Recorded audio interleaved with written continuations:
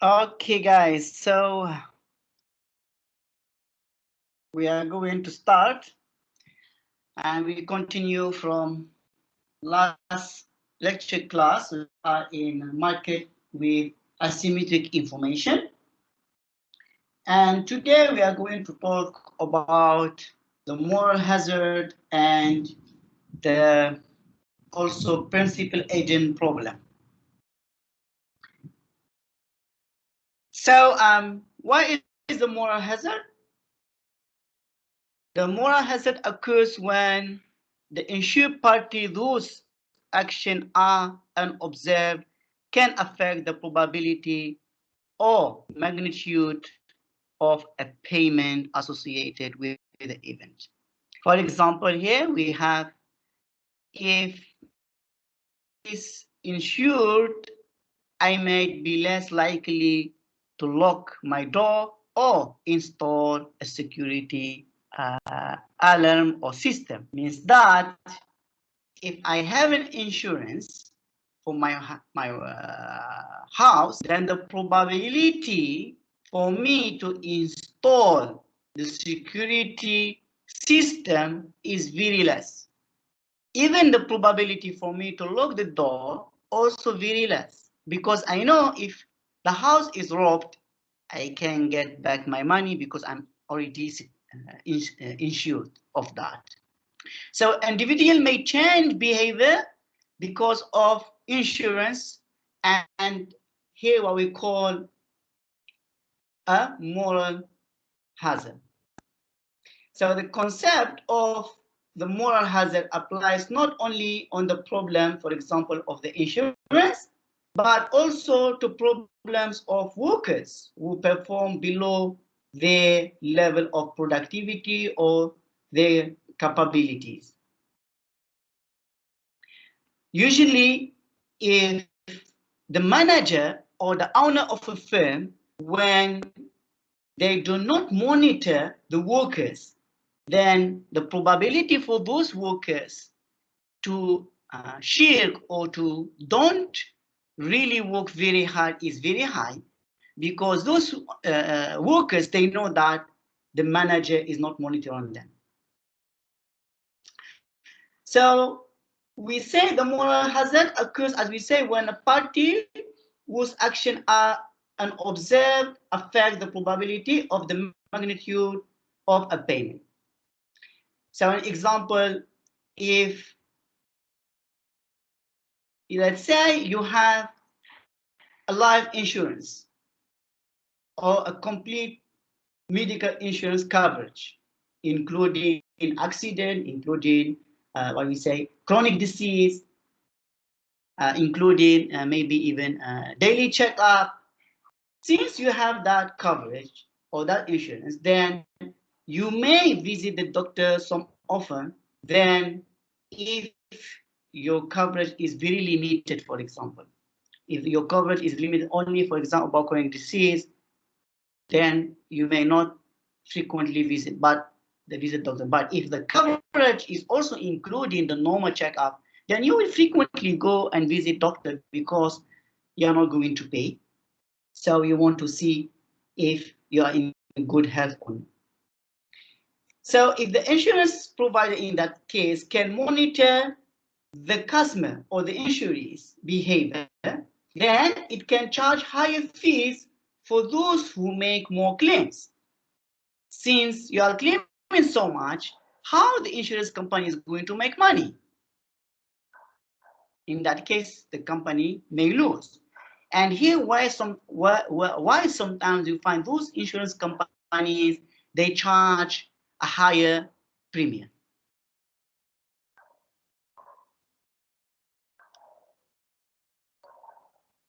So we can say that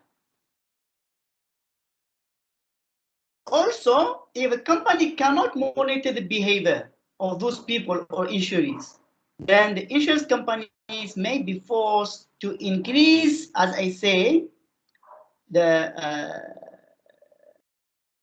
premium, because it will find its payment to be larger than expected.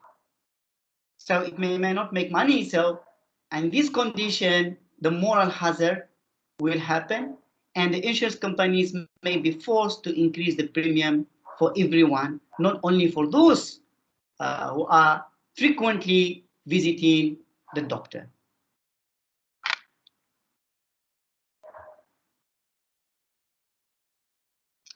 So let's have an example here.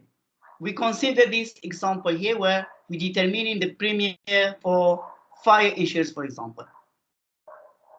So the decision faced by the owner for example, a warehouse valued at 100,000. Okay. And suppose that if they run a 50 fire prevention program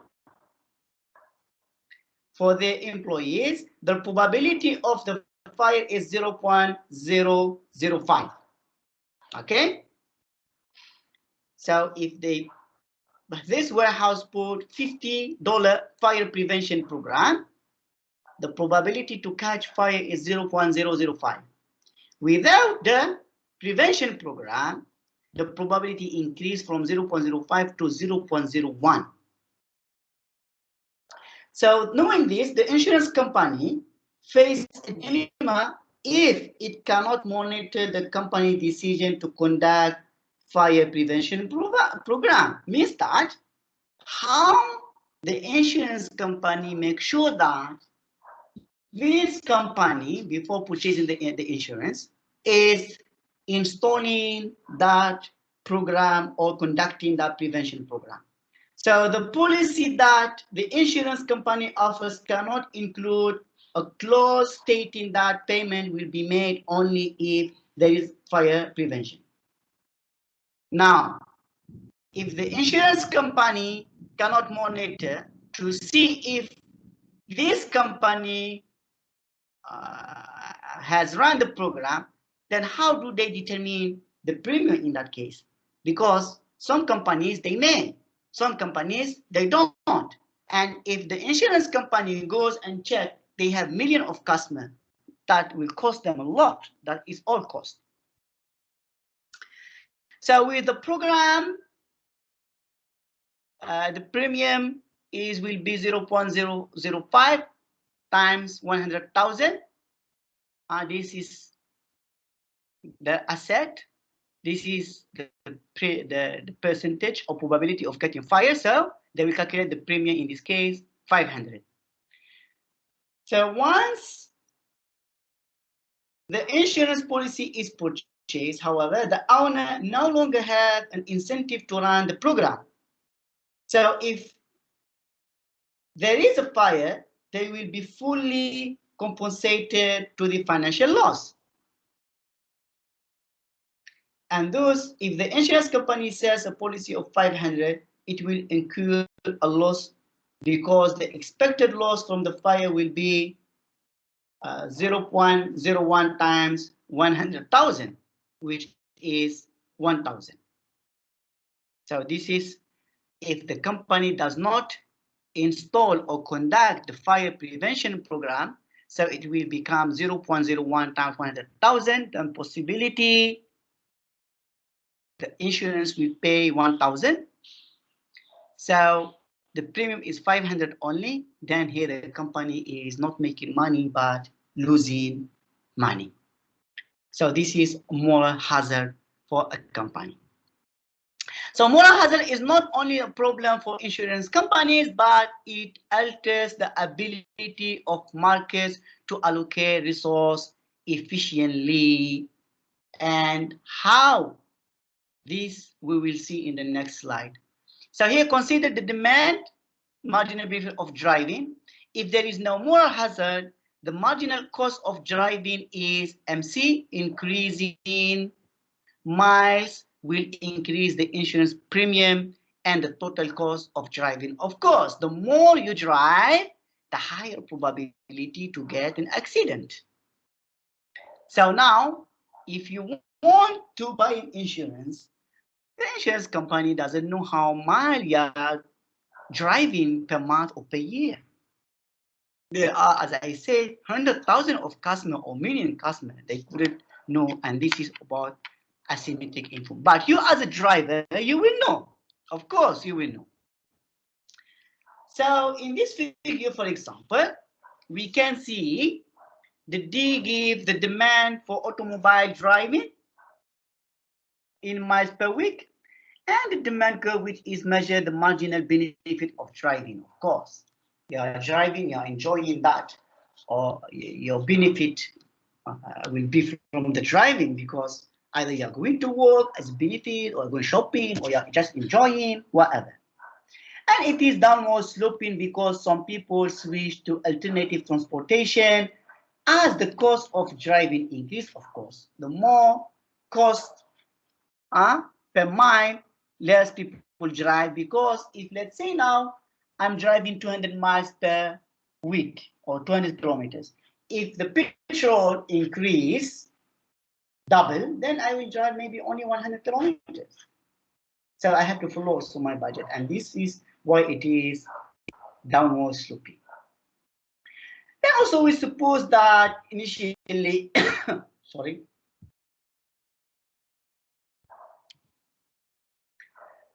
the cost of driving includes the insurance cost, and that insurance companies can accurately measure the miles or the kilometers driven.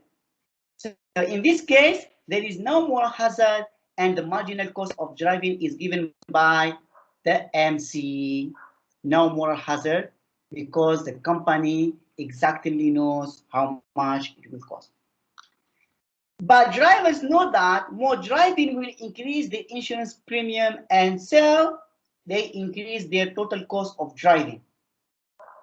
So the cost per mile is assumed to be constant. And for example, here, the cost of driving is 1.50 here per mile. So 50 cents, we assume that for those insurance costs. And you can see when the MC marginal cost with no moral hazard intersect with the demand or the marginal benefit, then that particular person will drive only 100 kilometers or 100 miles at a cost of 1.50. So we can say here that a moral hazard problem arises when insurance companies cannot monitor individuals' driving habits, so that insurance premiums do not depend on miles driven, but drivers assume that any additional accident cost that they incur will spread over a large group, with only a negligible portion occurring to each of them individually. So, you know, when we buy the insurance is as a pool, right? I may have very high probability of having accident, another one may not have that probability. So if I go back to this graph here,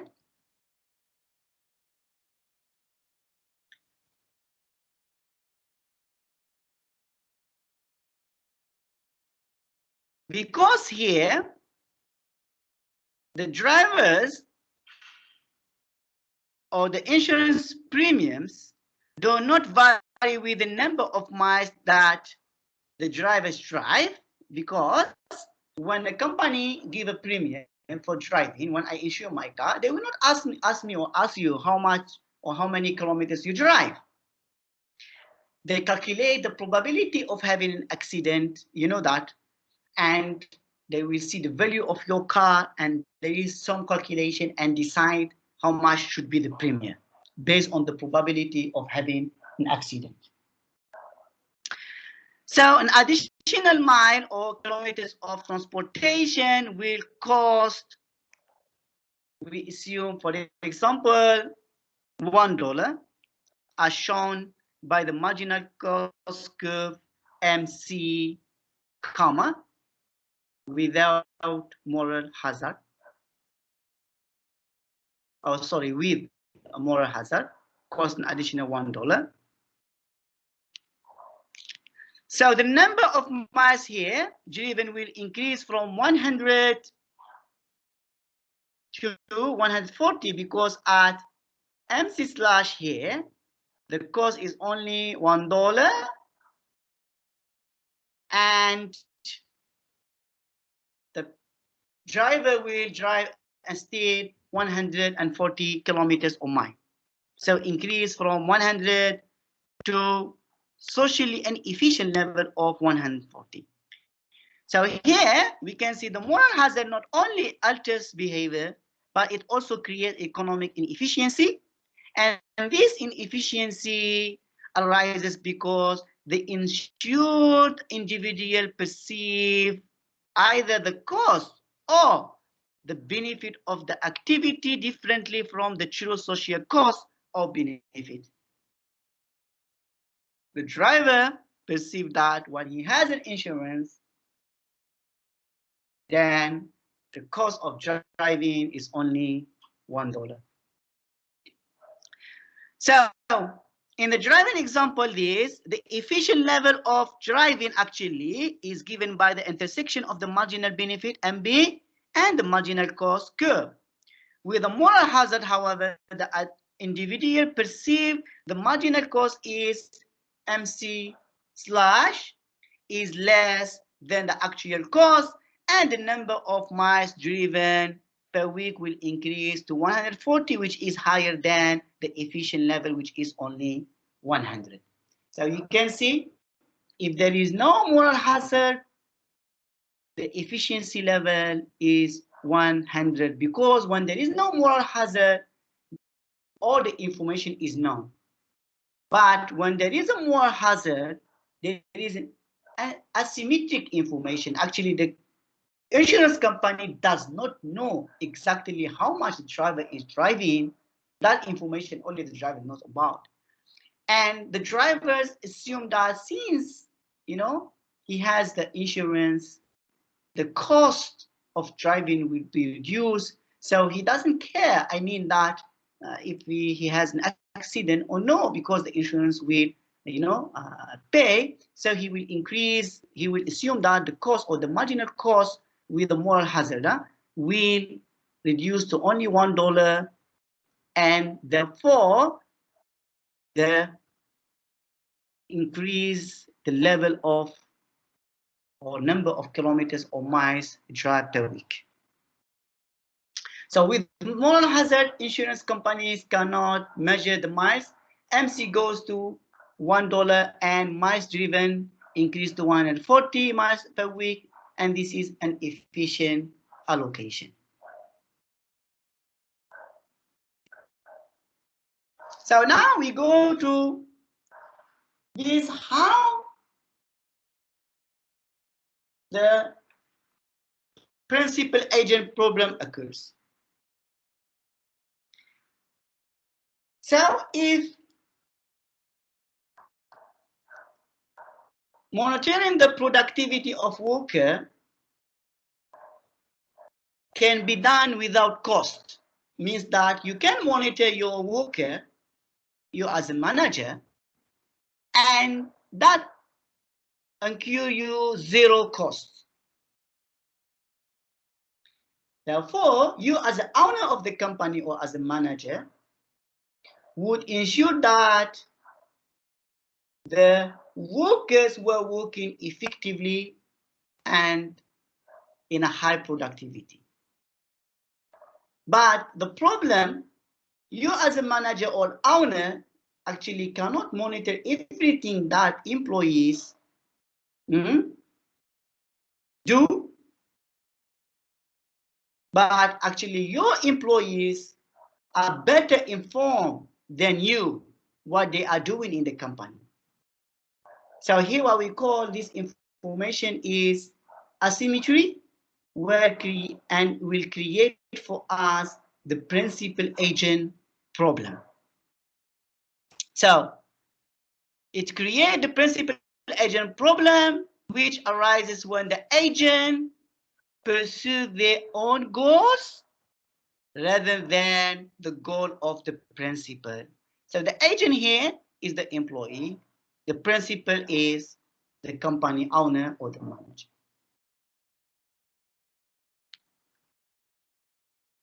So company owners are principal, workers and managers are agent.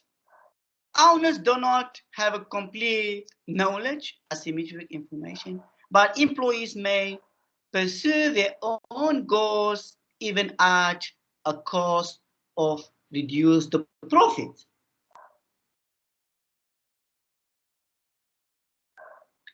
So the agency relationship exists whenever there is an arrangement in which one person's welfare depends on what other person does. And this is what happened between the employees or managers and the owners. If the managers and the employees are very hard worker, the owner of that company will enjoy. If they are not really hardworking and they just go there and gossip and do unnecessary thing, then the profit will be reduced and therefore the owners will be affected. So the agent is a person who acts and the principal is the party whom the action affects. So the principal agent problem arises when an agent pursues their own goal rather than the goal of the principal in that case. And in the example of the manager and the workers, here we can say they are agent and the owners are the firm principals. So in this case, the principal agent problem results from the fact that managers may pursue their own goals even at the cost of a lower profit of the owner. So here we have this agency relationship is become widespread in the society. You go to the hospital. In the hospital, there is a procedure. There is an SOP. Some doctors, they do not follow. The goal of the hospital may be to make, of course, profit, especially the private I'm talking, right? You don't tell me that private hospitals, they are just going there to save. Yes, they save lives. But the first thing that in their mind is to make money.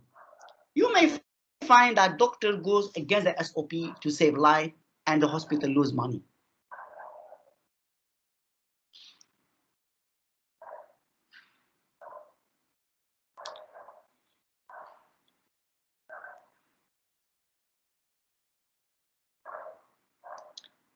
So we talk about now the principal agent problems in a private enterprise.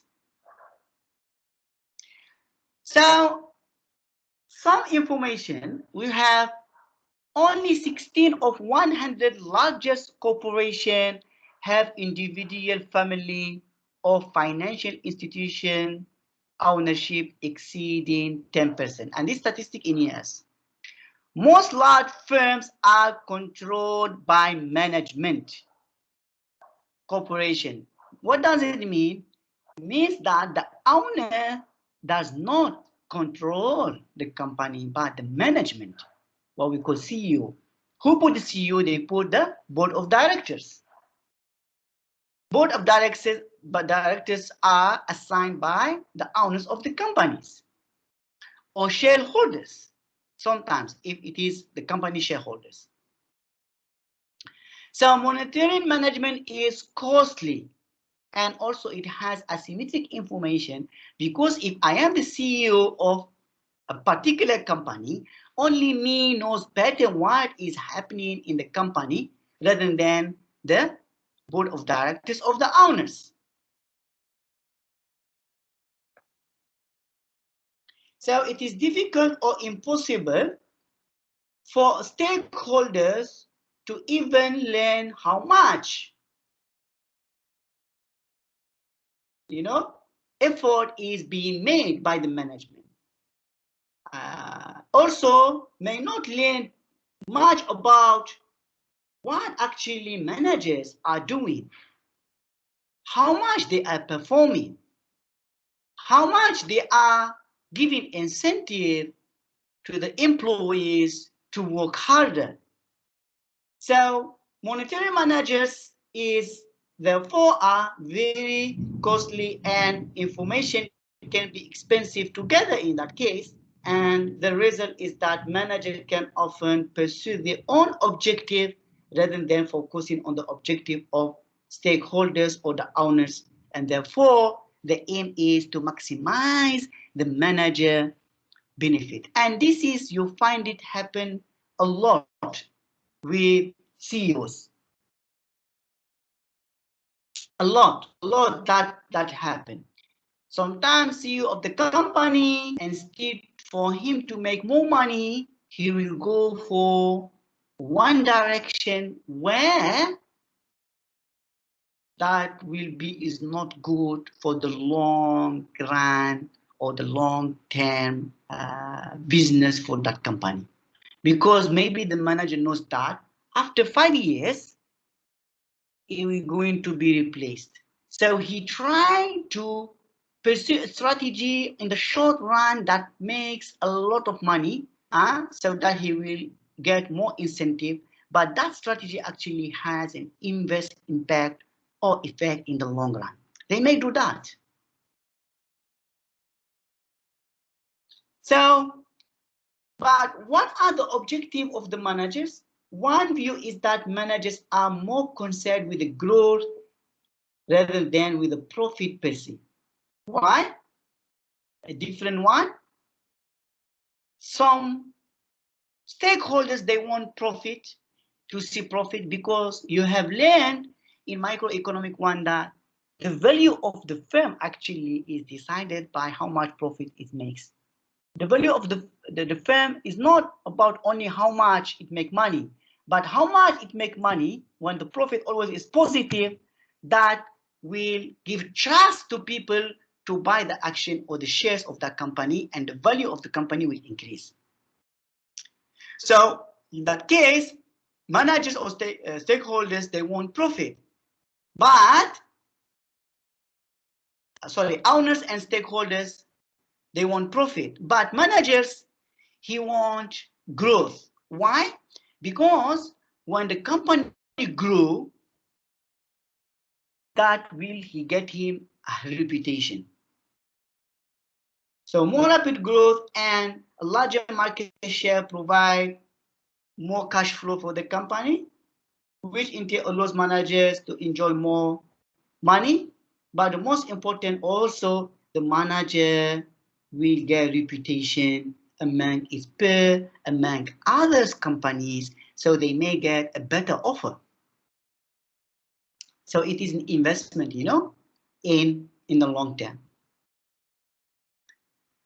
But of course, there is a limitation to managers' ability to deviate from the objective of owners of stakeholders. First, we have stakeholders can complain loudly when they feel that managers are behaving improperly. In exceptional cases, they can also ask the current management, perhaps with the help of the board directors, to change the management at all. Second, a vigorous market for corporate control can help or can develop also. If a takeover bid becomes more likely when the firm is poorly managed, managers will have a strong incentive to pursue the goal of profit maximization. And the third, there can be a highly developed market for managers if managers who maximize profit are in a great demand. They will earn high wages and so give other managers an incentive to pursue the same goal. So these are three limitations for managers actually to deviate from the objective of the company and pursue his own agenda. But unfortunately, the means by which stakeholders control managers' behavior are also limited and imperfect. So the problem of limited stakeholder control shows up in executive compensation. So Business Week showed that average CEO earned 13.1 million and has continued to increase to a double-digit rate. For 10 public companies led by highest paid CEOs, there was a negative correlation between CEO pay and company performance. This is for public companies. Means that if the CEO pay very high, the performance or the company performance is very low. So it's something very, very, how to say, difficult to control. Yes, difficult to control. So here you can see here, CEO compensation has gone from 40 times the pay of average worker to over 1,000 times. So in 70s, the workers earn 32,000. CEO pay is 1.3 million. In 1999, the workers increased only from 32 to 35. CEO increased from 1.3 to 37.5 million per year. That's a lot of money. So you can see it's not fair at all. Huh? It's not fair at all. But the problem now, we may ask, how do we explain this huge difference between the CEO and the worker? And you may ask, have top managers become more productive, or are CEOs simply becoming more effective and extracting economic rent from their companies?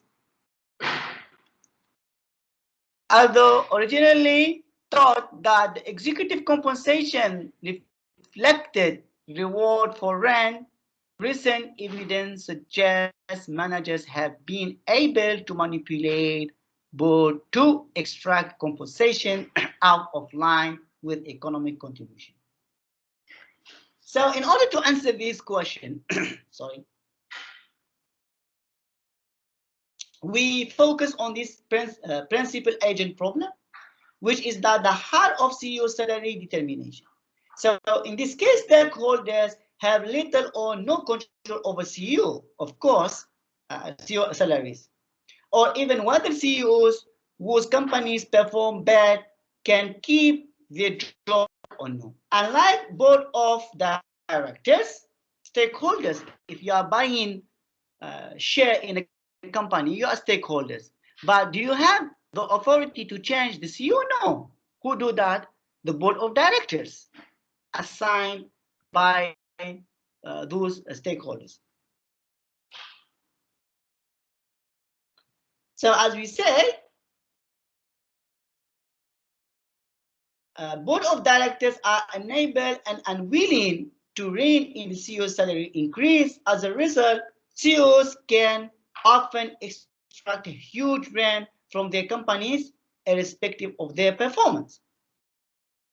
And why many economists believe that executive compensation reflected an appropriate reward for talent. And recent evidence, however, shows that managers have been able to increase their power over board of directors and have used that power to extract compensation packages that are far off the line with their performance and contribution to the growth of the firm. And this is why that gap is huge. Maybe you take an example of upper CEO, Tim Cook. He's a very powerful man. So his yearly salary is over, I think, from staking 20 million. So those CEOs, because they know much about the company, they can persuade board of directors that they are doing a good job. Not only about that, sometimes actually they are paid in a compensation or incentive. The more money you make, the more profit, of course, the more profit you make the company, the more will be your salary. But again, sometimes company is making profit, but actually is not performing very well. Because suppose to make 100, for example, million, but it makes only 50 million. So when we talk about performance, it's not we're talking about only the company making money. Sometimes companies still making money, but it's not performing well. Because by that resources that used, suppose the profit will be 100 million, not 50 million. So in that case, we say that the CEO is not performing. So that you will understand the concept. Why sometimes the CEOs, they stay in those companies even though they are not performing. Not performing does not mean every time they're losing money. They can make money, but instead of making a higher, they make a medium. So how is this could happen? Or how have been able for the CEO to maintain their position even that they are not performing? First, the board of directors do not typically have necessary information and independence to negotiate efficiently. CEOs, they know much better about the company, so they will not tell the whole truth to the CEOs. So they cannot blame them in somehow. Managers have introduced forms of compensation that camouflage the extraction of the rent from stakeholders, for example, stock option. Of course, when it's not counted as. So how they pay in stock. So if the company, if the performance is very well, the stock market of the company or the value of the company increase. Therefore, this CEO, he has to work very hard, perform very well in order to have more money. If he has, let's say, 100 million share, if he succeeded to perform very well and the price of that company share is increased, automatically he will be wealthier because they pay him in terms of shares, not in terms of money. And this is what most of companies nowadays do. So rent extraction has increased as a consultant are hired to determine appropriate pay for CEO. Though some companies, they will need to hire a consultant to see how much exactly those CEO should be paid based on the performance. Firm usually wants to provide at least the average of other companies, so salaries have been rising rapidly. And this is all nowadays in the market. Most, when you go and search for a job, they will tell you we will pay you a competitive salary. Means that they will see what is the average of the salary, of that particular job, how much companies are paying. With publicity increasing, CEO salary seems to be rising less rapidly also because other CEOs, they may emerge and the competition will be very high. Okay, so we talk now about principal agent problem in public enterprises. So the principal agent framework can also help us to understand the behavior of managers of public organizations. And you should know that managers in public organizations may also be interested in power and also profit, both of which can be obtained by expanding the organization beyond its efficient level. When the company performs better, then they can expand that growth, the power, and profit. Because it's also costly to monitor the behavior of public managers, there are no guarantees that they will produce the efficient output. So legislative check on the government agency are not likely to be effective as long as the agency has a better information about its cost than the legislature himself has. Again, the same problem here. Even that it is a public organization or public company, the manager or CEO of that company itself knows more about the company rather than about government, knows about it or about that legislative. So therefore, we have managers' goals may deviate from the agency goals, and this is what we call the size in terms of expansion.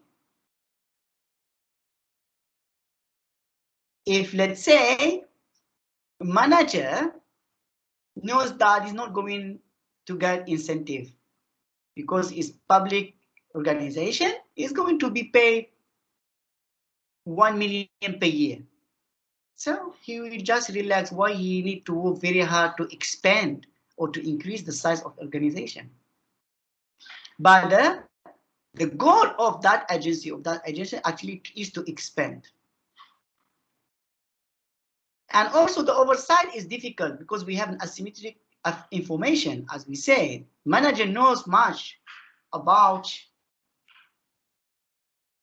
the managerial job market, the management, and everything. And the third, the market forces are lacking. So here, legislators and other government agencies perform an oversight function. For example, government accounting office and office management and budget spend much on the agency monitoring other agencies. So that information, it will not be really feasible.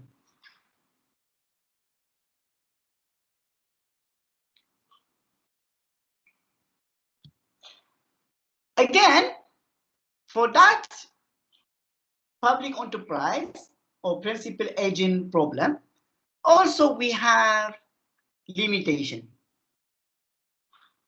So the first, managers choose a public service position, managerial jobs market, legislative and agent oversight, and compensation among agencies. So here we say that although the public sector lacks some of the market forces that keep private managers in line, government agencies also can still be effectively monitored. First, managers of government agencies are about more just than the size of their agencies. Indeed, many they choose lower paying public jobs because they are concerned about the public interest. Second, much like private managers, also public managers are subject to the rigors of the managerial job market.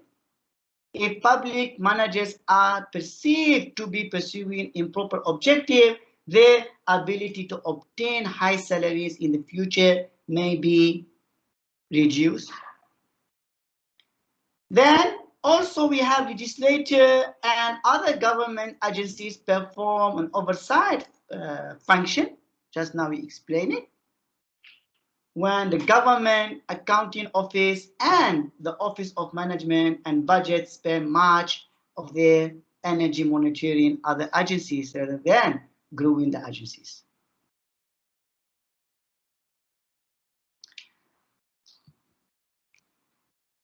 So what we can do now in order to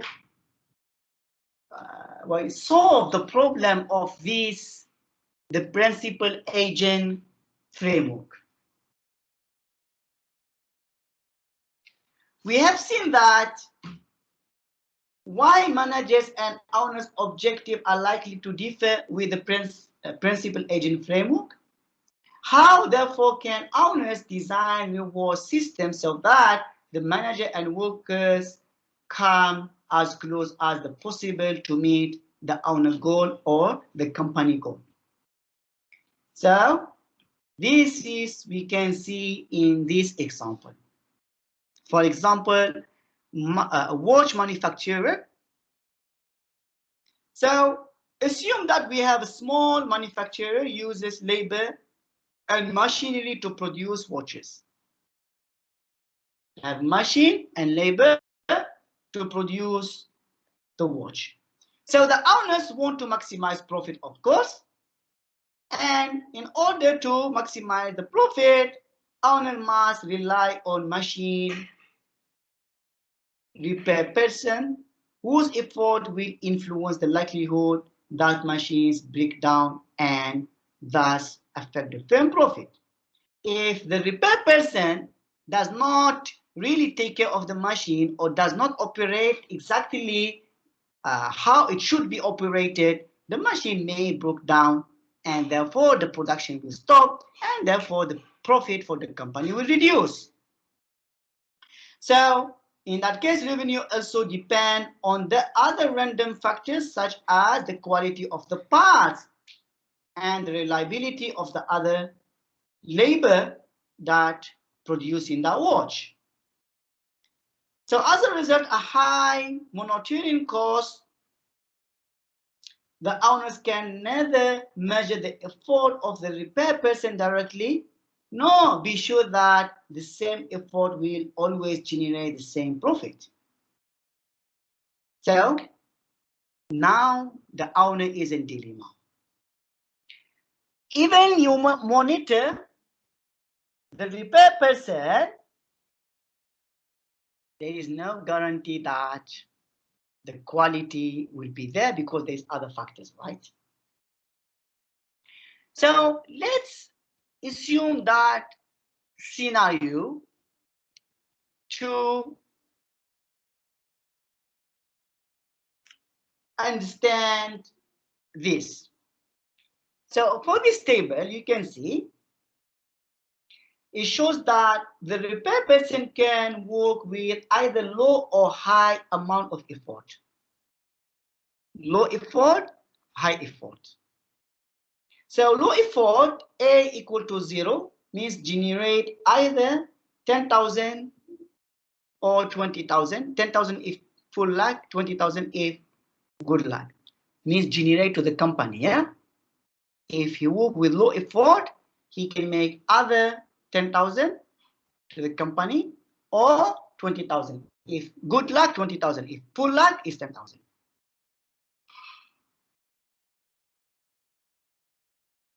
But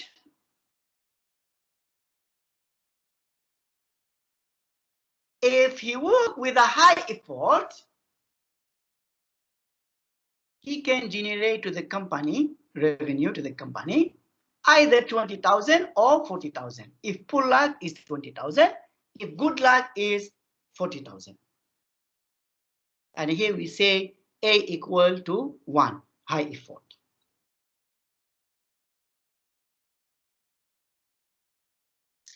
But you can see when the firm revenue is 20,000, in that case, the owner is in dilemma because he cannot know whether the repair person has made a low or high effort. You can see that the repair person can make low effort and can make to the company revenue of 20,000 if there is a good luck. But he can make a very hard effort. He worked very hard, but it was a poor luck or bad luck, so that he make 20,000. So an owner for that company, now he's in dilemma. In 20,000 days, actually the repair person done low effort or high effort. So you remember this, this table.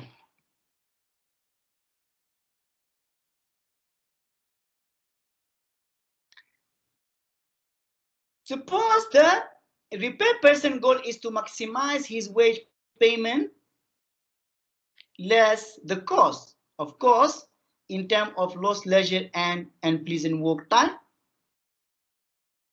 And to make things simple, we will assume that the cost of effort is 0 for low effort. If the repair person make low effort, the cost is 0. But if it make high effort, it cost him 10,000. Okay, we assume if he do a high effort, it will cost him 10,000. So therefore, the cost will be C equal to 10,000 times A. Since A high effort equal 1, so the cost will be 10,000 times 1, it will be 10,000. Now, we can state also that the principal agent problem from the owner perspective. The owner goal is to maximize expected profit given the uncertainty of outcomes and given the fact that the repair person behavior cannot be monitored. Either he work hard or work low. The owner also can contract to pay the repair person for his work, but the payment scheme must be based entirely on the measurable output. How much you make revenue the company, I pay you. So we describe the payment scheme as this WR, repair person wage based on only output. So now the question we ask, what is the best payment scheme for this repair person? So you may say the best payment scheme depends on the nature of production, the degree of uncertainty, of course, if he is working in high quality or low quality. If we are in good luck or poor luck, you can see, right? We have this is probability, low effort or high effort. We have this another probability if it is poor or luck or good luck. So this is also, it will be considered. So here, the arrangement will not only always be as effective as an ideal scheme directly tied to the effort, a lack of information can lower economic efficiency because both the owner's revenue and the repair person payment may fall at the same time. So what he will do, this owner, let's assume that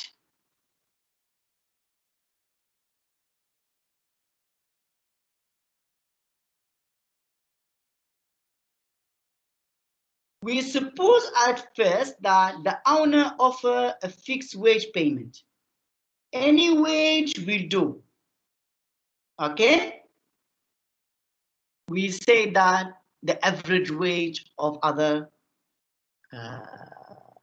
companies. So we put here 0 could represent wage equal to the wage paid to other comparable job. So if this owner say, I will pay you 0 wage,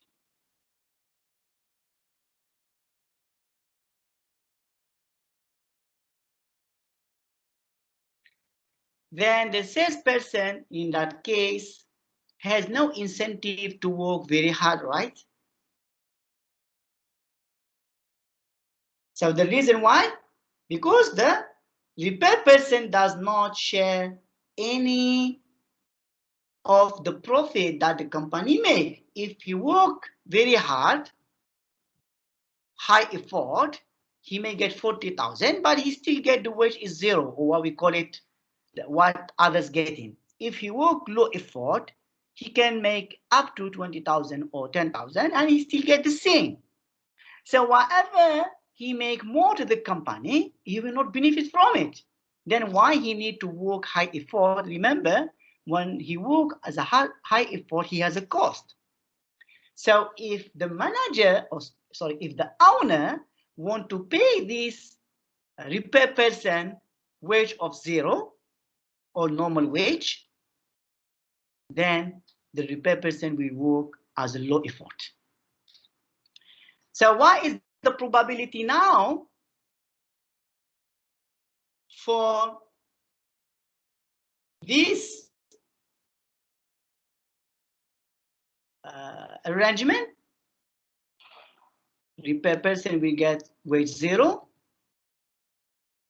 And how much revenue of the company is 15,000. Why it is 15,000? Because there is two probabilities. When he work low, the owner of the company knows that when he just give him wage equal to 0, or the normal wage, the basic salary, the repair person will work low effort. When the work low effort, either he get 10,000 if for luck, or he get 20,000. So there is 50% of probability he get good luck, and 50% probability of getting poor luck. So means that how much the company revenue will be 0.5 or 50% times 10,000 plus 50% times 20,000.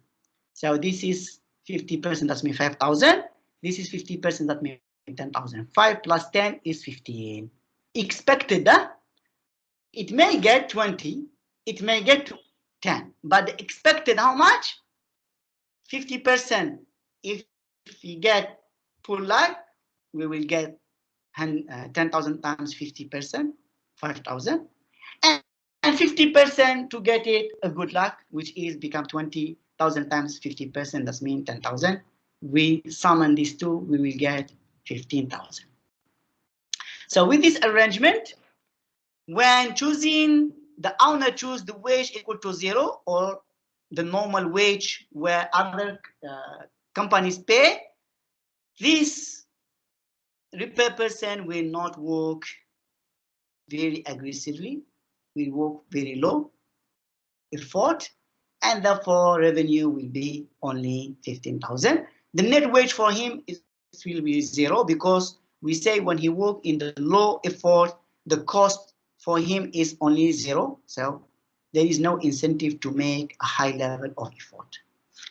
But the second scenario, when the person he wants to arrange a bonus arrangement. So let's say both the owner and repair person will be better off if the repair person is rewarded for his productive effort. Suppose, for example, that the owners offer a repair person the following payment. I will give you W or wage equal to 0 if you make revenue 10,000 or 20,000. I will give you 24,000 as a wage if you make revenue 40,000. Means that if I go back to this table, if the repair person work low effort, he will get either 10,000 or 20,000. So 100% here he will pay him W equals 0. But if he make high effort, he either make 20,000 or 40,000. So there is 50% probability he get 40,000. But in that case, how much his wage will be 24,000, not 0. So in that case, we will say that with a low effort, automatically generate no payment W equal to 0. Because if he make low effort, the revenue will be automatically 10,000 or 20,000, and the wage will be 0. But if he make high effort, as I say, there's two probabilities. The first probability, poor luck, he will get 20,000. Therefore, he will get wage of 0 because 20,000 come here. Or if it is a good luck, he make 40,000, and there is 50% probability of that, so he can get 24. So therefore, how much the wage? It will be 50% times 0 when he make revenue of 20. I go back to the table so that you understand. When he make high effort, either he make 20,000 or 40,000. So 50% here, 50% here. So 50%, when he make 20,000, his wage 0. So 50 times 0 is 0. And this, if he make 40,000 as a revenue, therefore he will be paid 24,000. So 24,000 times 50%, as probability to get it. So 12,000. So he will get 12,000 as a wage. But remember, when he do an effort, he has a cost. How much the cost? 10,000. So his net wage will be 2,000. 12,000 minus 10,000 become 2,000. How much profit the company get or the owner? Same. Owner, if the repair person work high effort, means that either he make 20,000 or he make 40,000. So there is 50% probability he make 20,000. So 50% times 20,000, that means he make 10,000. And 50% he make 40,000. So 50% times 40, that means he make 20,000. 20 plus 10 is 30,000. So the company revenue will be 30,000. How much the profit? The profit is how much? The revenue 30,000 minus how much? The cost. How much the cost?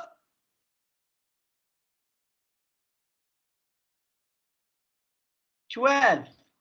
Expected payment. He's going to pay him 12,000. So 30,000 minus 12, it will have 18,000, the net profit for the owners or the company. So this is one way. Second way, we call it revenue sharing arrangement.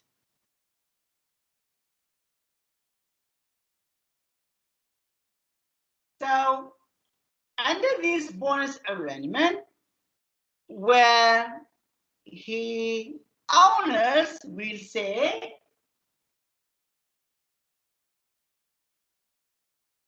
I will give you now the U wage equal to R revenue minus 18,000. The 18,000 that is calculated to be a profit, right? So suppose both the owner and the repair person contract to have the worker participate in the following revenue sharing arrangement when the revenues are greater than 18,000. So if revenues is greater than 18,000, then I will pay you a wage equal to the revenue minus 18,000 only. If the revenues is less than 18,000, then the wage you will get zero, of course. So if revenue more than 18,000, I will pay you the difference. Your wage will be revenue minus 18,000. So the company must want to secure the 18,000. Above 18,000 is your wage. If you get 18,000 or below, your wage will be zero. So the formula will be wage or W equal R minus 18,000. So here now we go and calculate. If he make a low effort,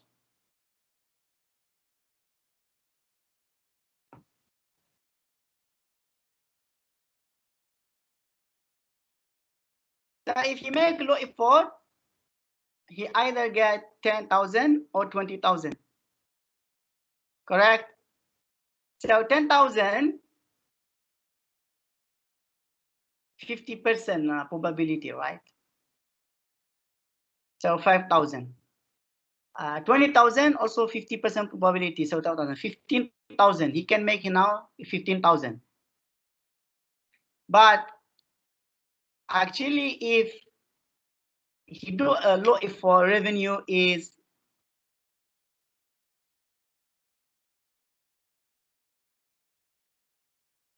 revenue is 15,000, the wages automatically will be zero because revenue is below, correct, below the 18,000. So If making low effort, the wage actually will be 0 here, not 1,000. But if he make high effort, how much he get? Revenue will be 20 times 50%, 10,000. 40 times 50%, 20,000, 30,000. So his wage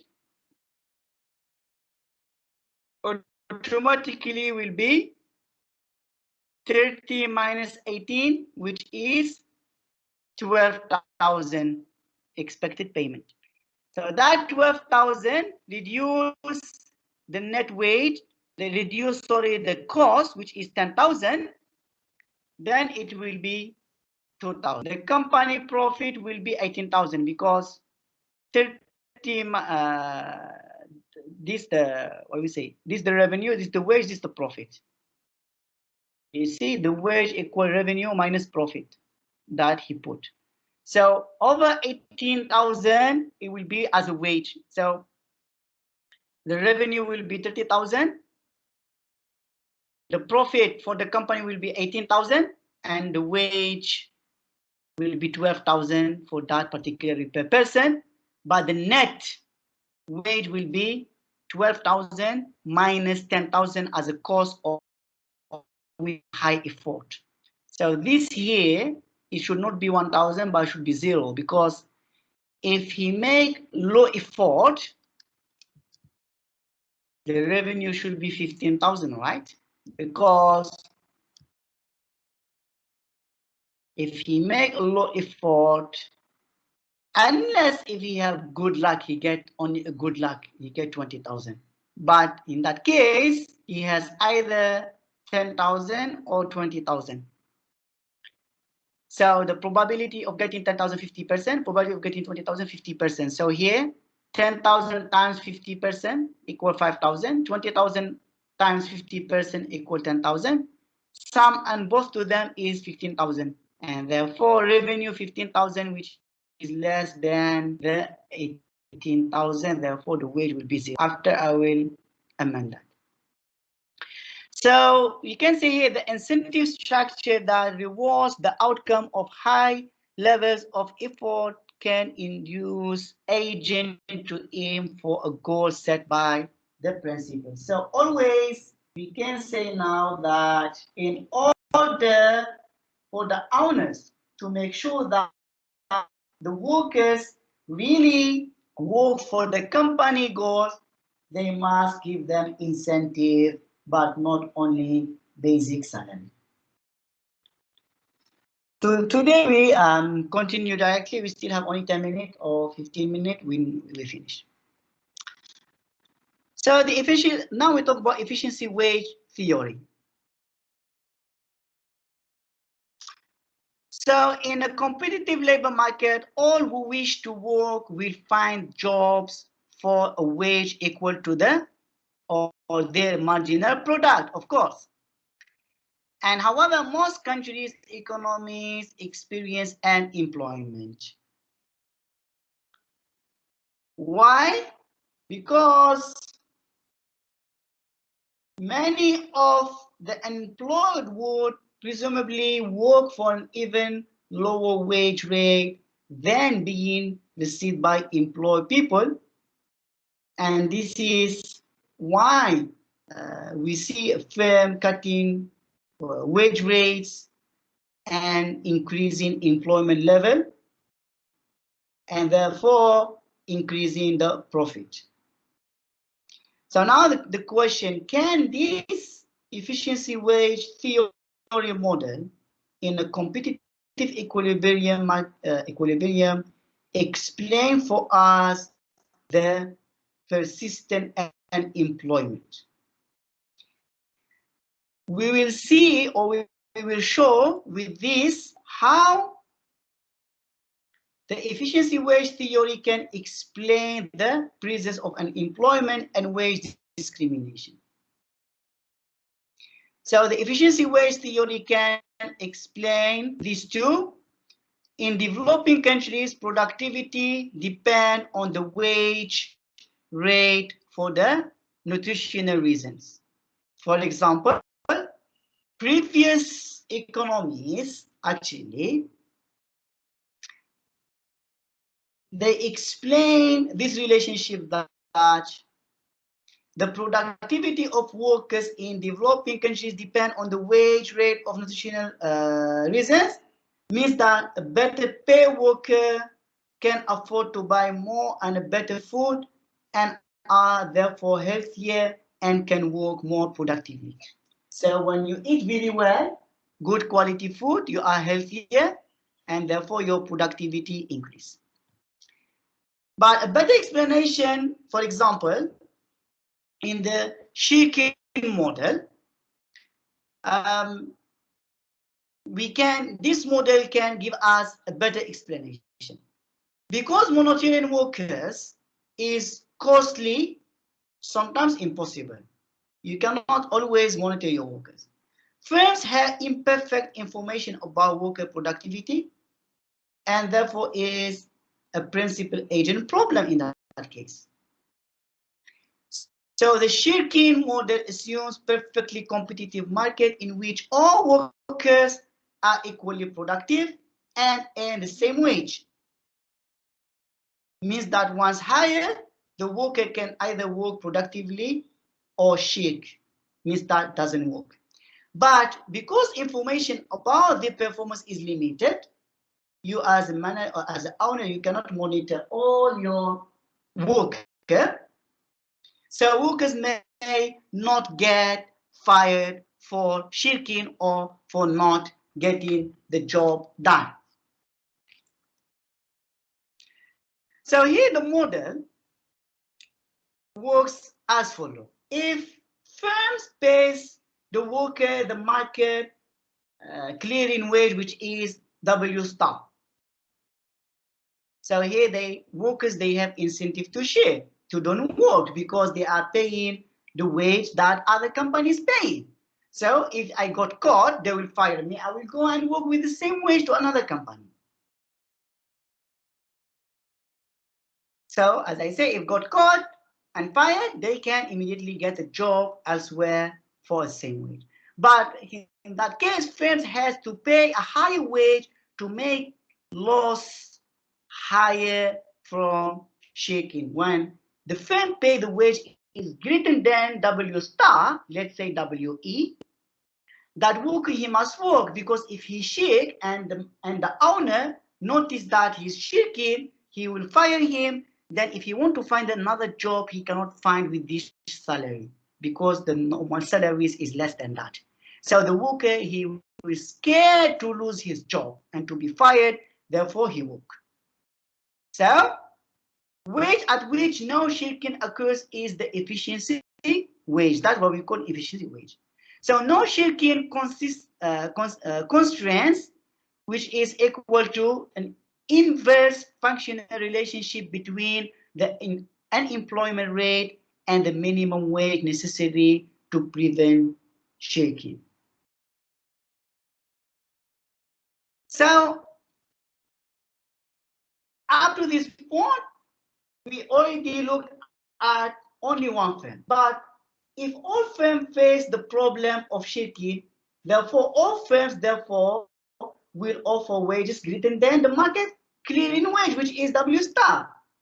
Since there is not only one firm, there is so many firms. So many firms will say, oh, I have to pay higher wages so that my workers will not shake and do the job. Therefore, the wage for all companies will be not W star, will be the higher wage, which is with, let's say, WE. So in this case, workers fire for shaking face and employment because demand for labor is less than market clearing quantity. So in order to see this, we have this graph.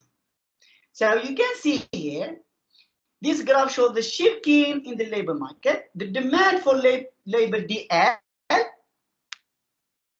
okay, this demand for labor DL, the blue line, is downward sloping, of course, for traditional reason.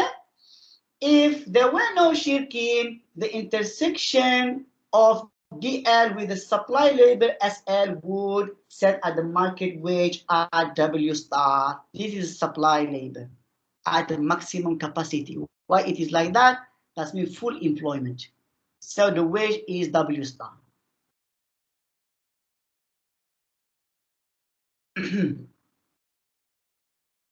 So with shirking, however, individual firms are unwilling to pay W star rather than for every level of unemployment in the labor market, firm must pay some wage greater than W star.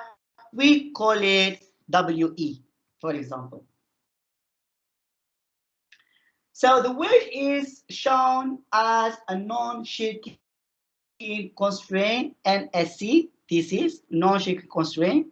But the companies are not willing really to pay W star, but they are going to pay at this brown curve on a non-shaking constraint. So this curve shows the minimum wage for each level of unemployment that workers must earn in order not to shake. And we can see here that the greatest level of unemployment, the smaller the difference between the efficiency wage and W star. Why this so?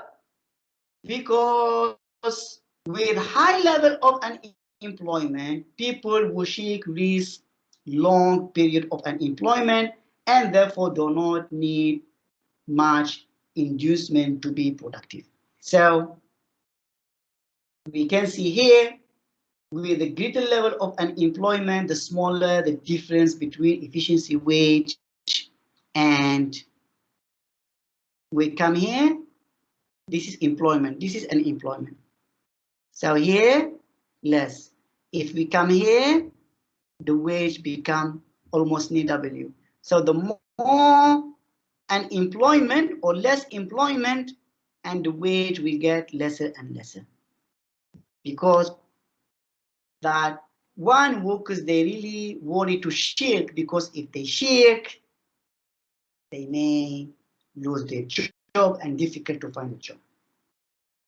So the equilibrium wage in this will be the intersection of these non-shirking constraints with the demand curve, DL, and therefore we will have at labor at LE, labor equilibrium, and WE, which is greater than W star. But you can see we have less people are employed, so it's more unemployment.